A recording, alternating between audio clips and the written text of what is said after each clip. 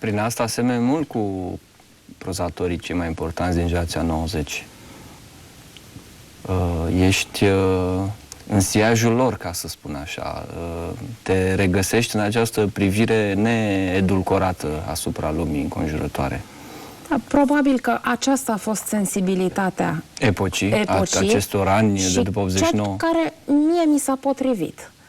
Pentru că, până la urmă, îți găsești un filon în care poți să te dezvolți.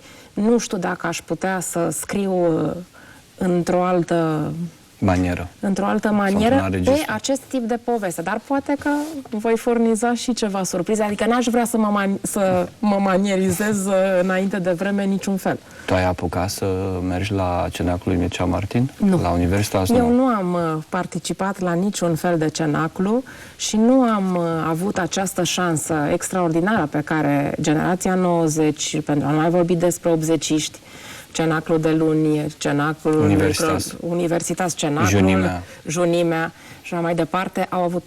Noi când aveam 20 de ani și eram în facultatea de litere și încă nici măcar nu mă gândeam să fiu scriitor, nu mai era nimic. Era o societate complet pulverizată. Epoca pieței universității. Lumea descoperea altceva. Lumea descoperea viața socială, implicarea în viața socială, realitatea ne covârșea, venea peste noi, cum vine și astăzi. Dar asta nu e rău pentru un romancer. Deci nu am mai fost, eu n-am mai avut nevoie, ca să spun așa, ai fost pe cont propriu de la început, dar ai avut totuși anumite modele anterioare, adică ai selectat din experiența celor din urmă, din generațiile precedente, ai selectat anumite modele, nu? Tot timpul.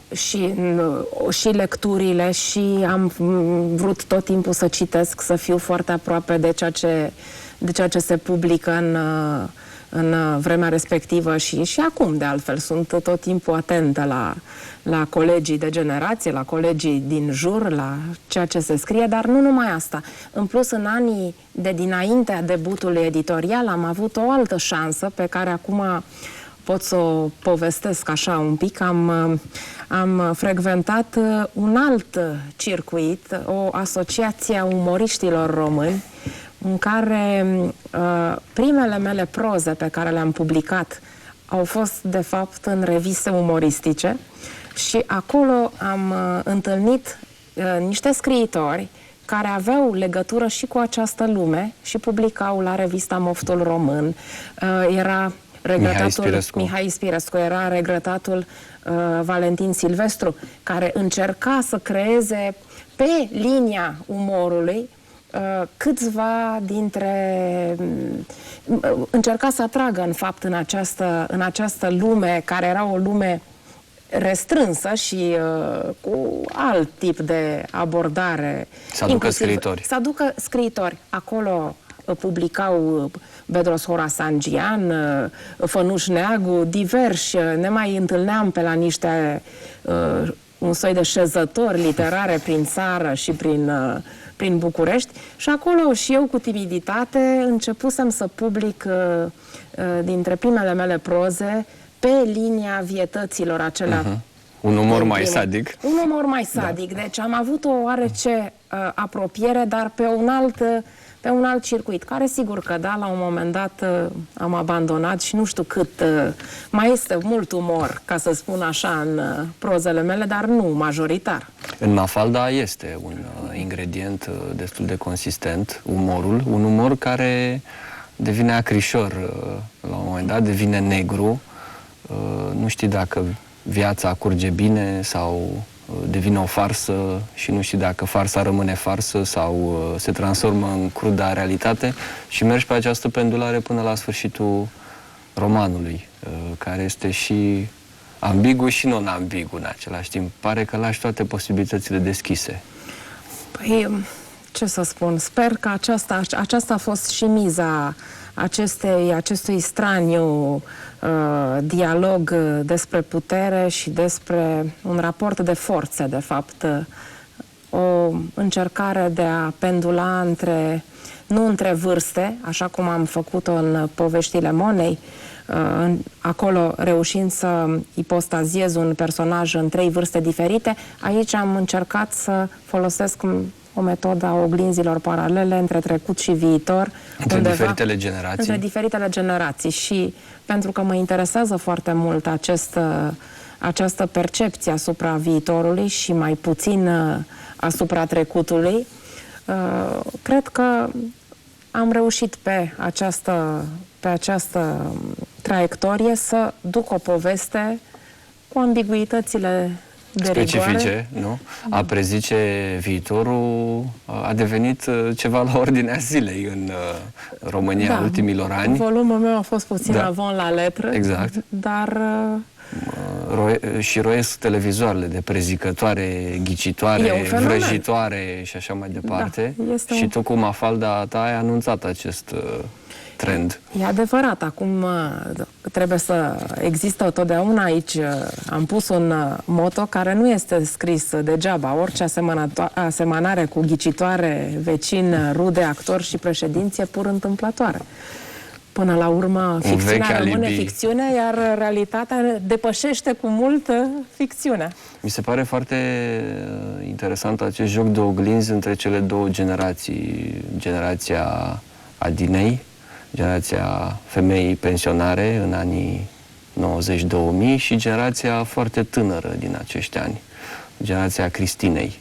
Într-o lume schimbată, într-o lume care evoluează, într-o lume în care granițele au căzut și în care, în timp ce pensionarii se retranșează în trecut sau într-un viitor pe care îl prezic, tinerii aleargă de colo-colo, merg în Occident, se întorc, trec prin tot felul de pățanii. E o fractură între aceste două generații? Nu aș zice. Nu cred că este o fractură. Cred că, până la urmă, fiecare generație își are personajele exponențiale, dar nu aș vedea o fractură.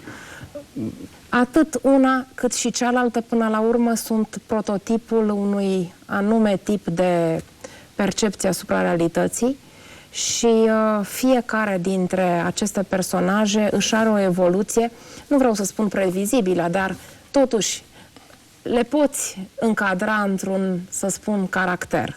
Și asta m-a interesat, tipologic. Da. Și în același timp, într-o paletă de diversitate socială, cauți mai multe experiențe din interiorul societății românești. Realitatea este inepuizabilă, așa cum spuneam, și cred că pentru un romancier și un prozator, modelul vieții care ne înconjoară este fundamental. Nu avem noi atâta talent și atâta dispoziție într-un scris cât ne furnizează. Asta simt și eu, și în calitate aceasta de critic, și simt la toate nivelurile vieții sociale. Tocmai în România sunt foarte multe lucruri de văzut și sunt foarte multe lucruri de făcut. Ceea ce în alte spații mai așezate, în Suedia, unde ai fost tu, nu cred că mai sunt chiar atât de multe lucruri de văzut și de făcut. Nu? Și totuși și acolo se dezvoltă, e foarte interesant ca romanul social, de fapt, pe care aici încă îl așteptăm. Așteptăm să avem un roman puternic social, cred eu, în continuare. Acolo el a fost preluat de romanul polițist. În romanul polițist este, de fapt, un fals roman polițist. S-au început și la noi acum să se publice tot soiul de autori care, ce fac? Preiau o intrigă obișnuită și sub ea vezi toate problemele pe care le are societatea. Este, de fapt, o foarte bună școală. Pentru cititor, o dublă școală. O dublă școală. Pentru inteligență și pentru curiozitatea lui de viață. De fapt, trama polițistă este pur și simplu un pretext. Vezi toate obsesiile societății, toate, și este o caracteristică a Nordului în acest moment și de altfel ei au și cucerit lumea acum cu acest tip de romancier sau de roman. Mai puțin cu cel foarte încifrat, metaforic, pentru că au și așa ceva.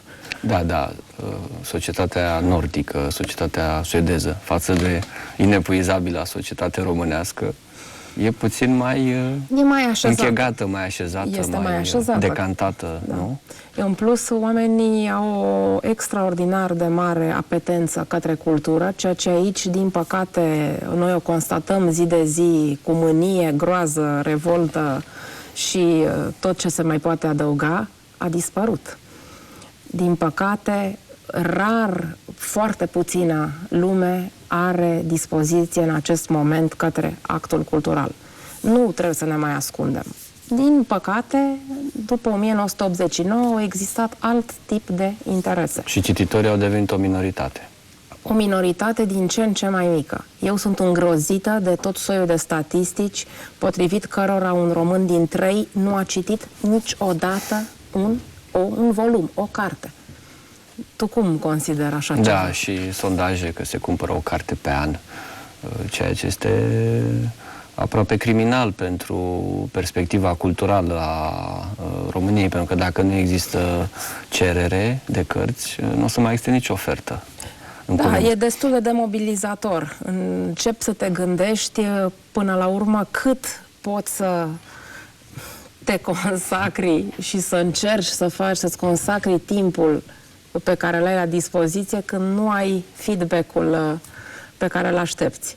Dar eu spun că, până la urmă, aceasta este lumea în care ne-a fost dat să trăim și cu ea trebuie să luptăm și cu ea trebuie să ducem mai departe fiecare ce putem să facem pe lumea aceasta. Unii dintre noi au acest dar și această fericire extraordinară de a putea să, cu toată modestia, să-și pună numele pe o carte și dacă au în datele lor acest lucru, trebuie să o facă. Foarte frumos ce ai spus și apropo de timpul pe care îl avem la dispoziție, am ajuns la finalul întâlnirii noastre. Urmează acum ultima întrebare. Nu știu dacă ești superstițioasă sau nu, cum sunt majoritatea scriitorilor, sunt puțin superstițioși. Această carte mustește de prevestiri și de superstiții și de prejudecăți magice. Nu, eu nu sunt nici nu ești superstițioasă, atunci nu. Spune-ne care este următorul tău proiect de carte de proză. Mărturisește-l telespectatorilor emisiunii noastre. Un nou roman. Uite, spun și titlul, se numește Gripa. Gripa? Gripa.